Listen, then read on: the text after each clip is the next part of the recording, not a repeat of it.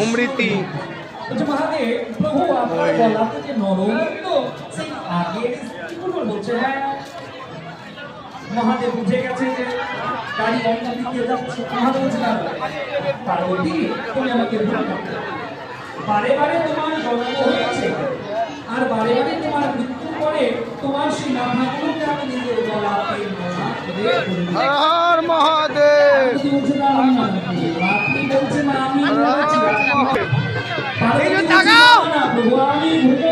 হর হর মহাদেব মহাদেব চোখ বন্ধ করে ভাগবত কথা বলতে আরম্ভ করলো। এবার ভাগবত কথা যখন হয় না যারা শুনে তারা একটা হুঙ্কার দিতে হয় হু হু হু বলে হু বলতে বলতে বাবা তখন হুকিয়ে পড়েছে।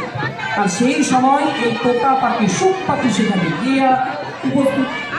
সেই সুখ মনে মনে ভাবছে আমি যদি হুঙ্কার না দিই তাহলে মহাদেব কথা বলা বন্ধ করে দেবেন।